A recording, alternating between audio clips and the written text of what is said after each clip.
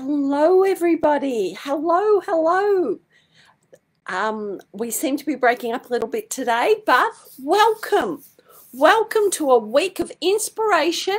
And I will be referring to my notes. Inspiration, design, color, and themes for your special occasion, your unique day, your amazing wedding. Learn how today we're going to learn how to get your own wedding inspiration mojo. So many brides and couples come to me and say, "Oh, I don't know how you do it. How do I do this? How do I get my dream out of here and make it reality?"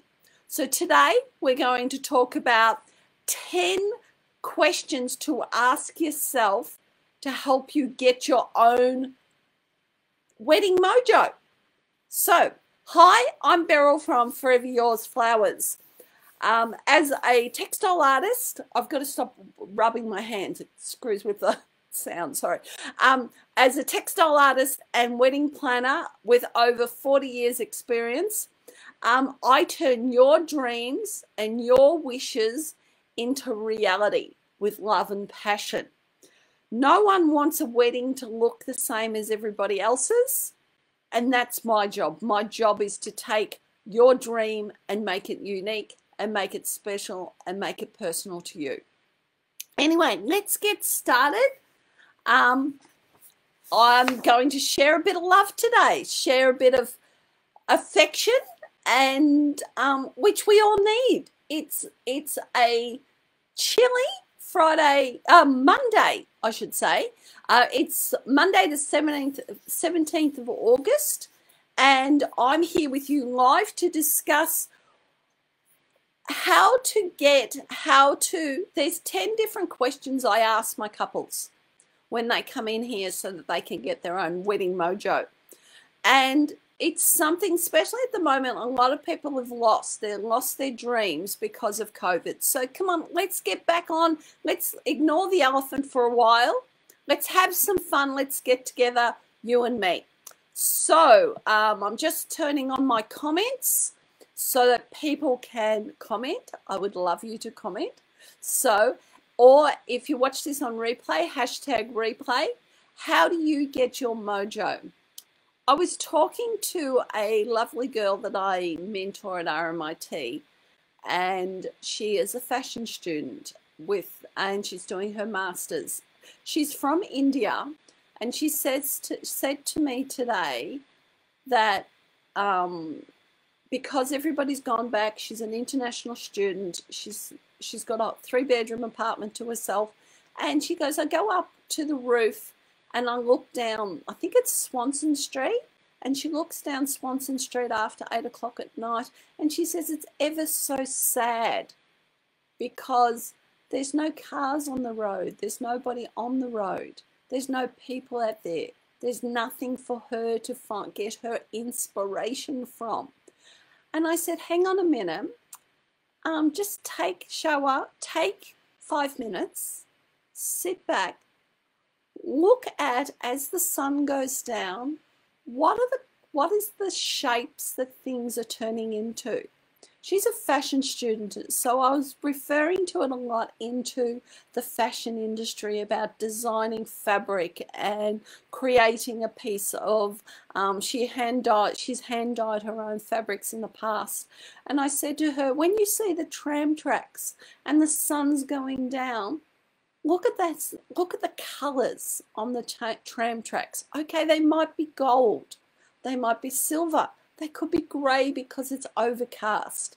But as the sun sets, we get some oranges and we get some yellows, and suddenly we've got this flow. And instead of it being sad, it's suddenly magical. It's magical and unique. And this is what getting your wedding inspirational mojo is about. It's about taking your dream, your magical dream, and turning it into something, into reality. And you will do it because I'm going to help you. So let's get started on the 10 questions, or otherwise we'll be here all day. So number 1 on the list is, what is important to you in your wedding? The reason this question comes up is it's very closely associated to money. Money, money, money. Because we have a budget no matter what we do, whether we have a big budget or a little budget, we still have a budget. And things like the day you get married might be important. You say, I have to get married on June 26, 2021, no matter what. Whether the world is ending or whatever, that's the day I've got to get married. Well, that you will take inspiration from that season. If you're in Australia in June, that's winter. Put in the chat, I'd love to know, if you think of getting married in winter, what are the pictures that pop in your head? What are the thoughts and feelings you have about a winter wedding?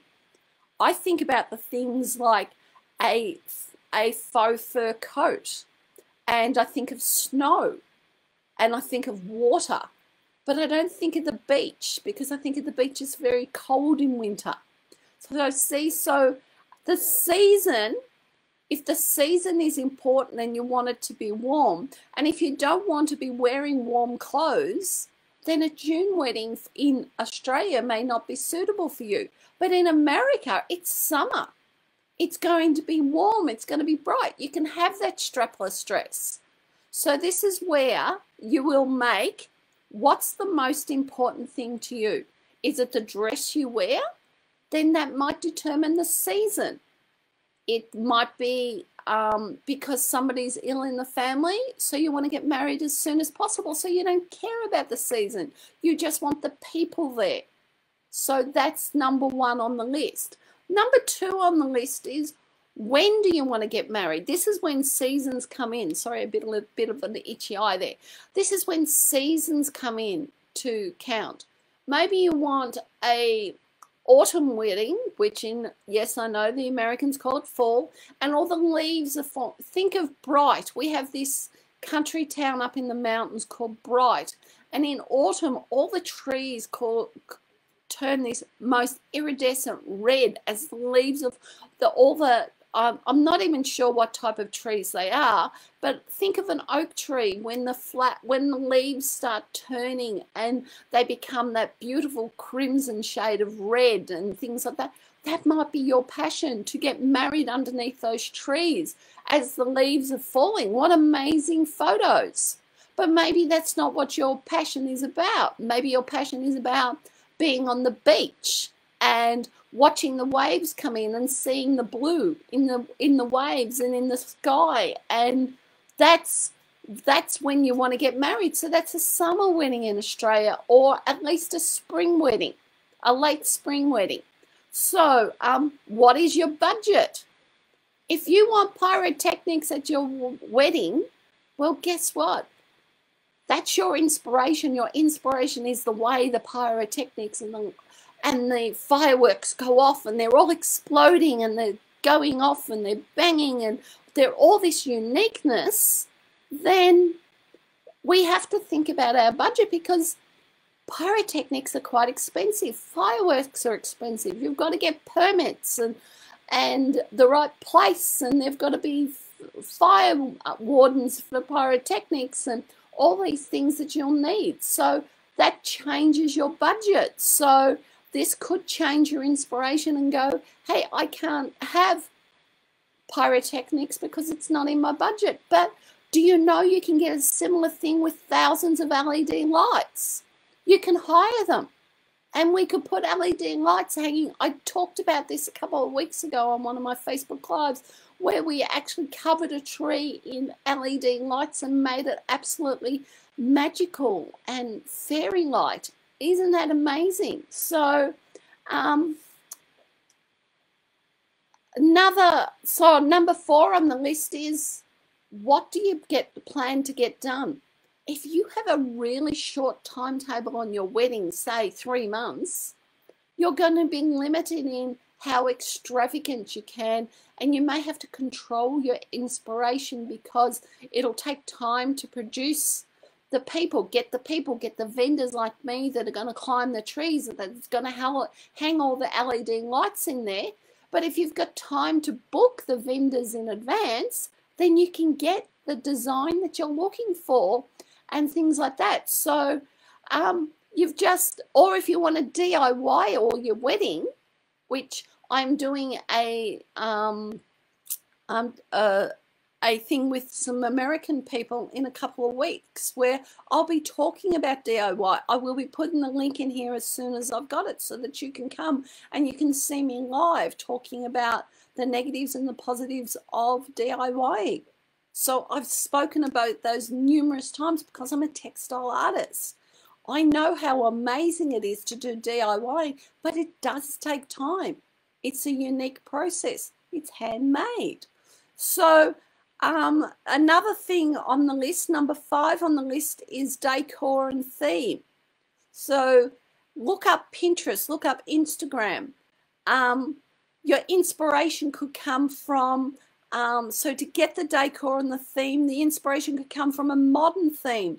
Maybe one of the buildings in Melbourne, Australia, that appeals to me is actually Federation Square. For those that don't know Federation Square, do us a favor. I would love to put in the chat, but do a Google search, Federation Square, Melbourne. The paving that they got on the ground is these amazing crazy patterns and crazy colors, and in blue, not blues, in oranges and yellows. It's very natural and organic and beautiful. So please do us a favor, drop in the chat #replay. I looked up Federation Square. I can see how you can get the inspiration. You've got St. Paul's and St. Pat's Cathedral that give, and you have this very modern building in the middle.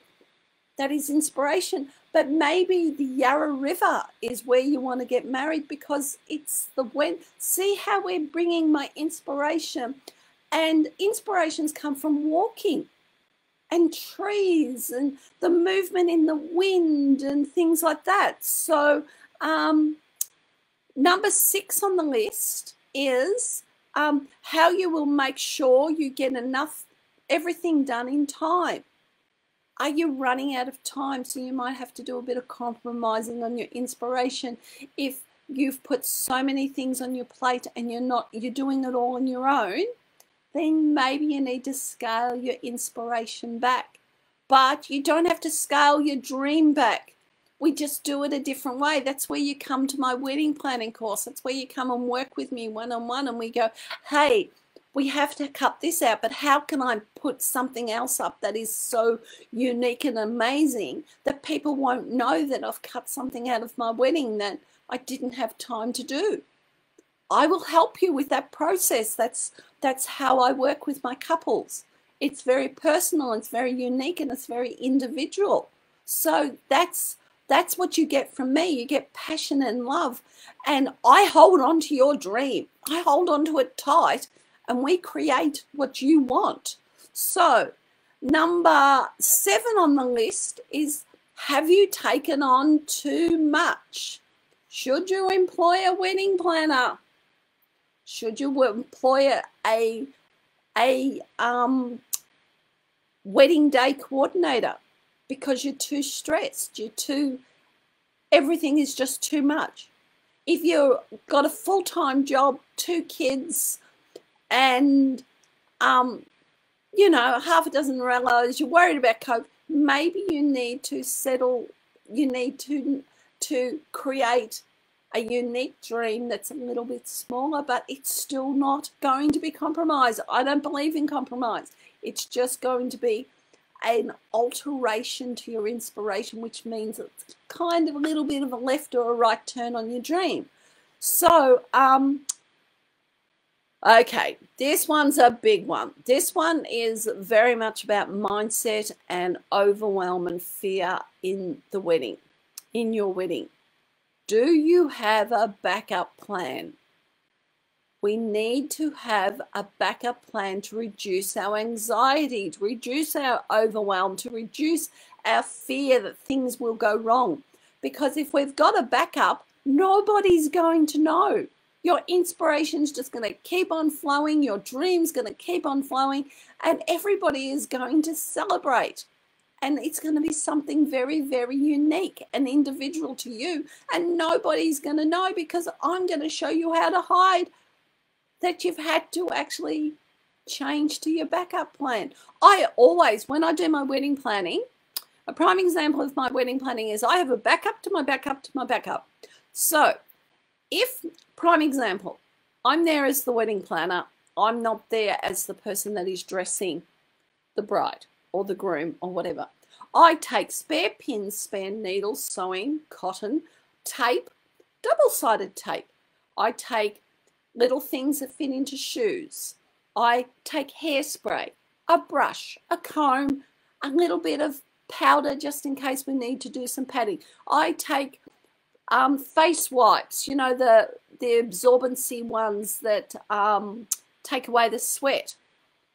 I have, and this is my backup plan too. Oh, just in case the other vendors there don't have their backup things, I'll have them. And I have pins, and the number of vendors that will come to me and go, hey, Beryl, do you have a permanent ink pen? I go, what this? Do you have a pair of scissors? Yep. Do you have this? Yep. And I have a kit that I take with me. So that is my backup plan. So when we do your inspirational board, when we do your mood board for your wedding, we'll have a backup plan just in case things, and COVID's making us change things.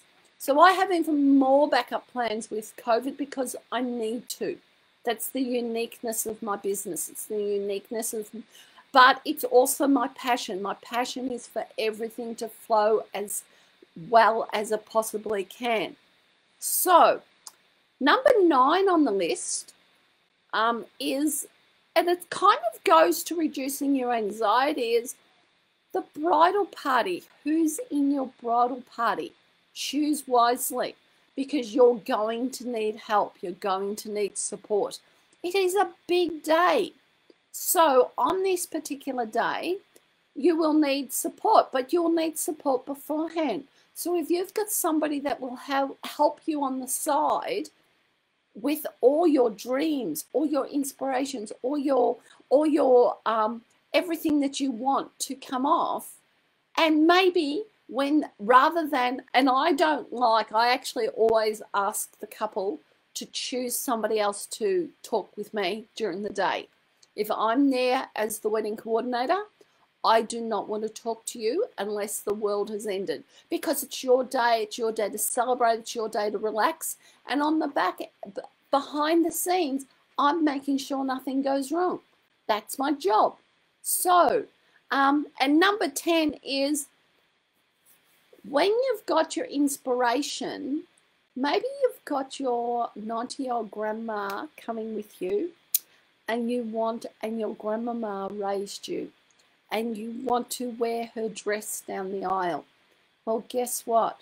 Because of your 90-year-old grandma, and because of her wedding dress, and you'll be influenced by her wedding, you will find your inspiration in her dress.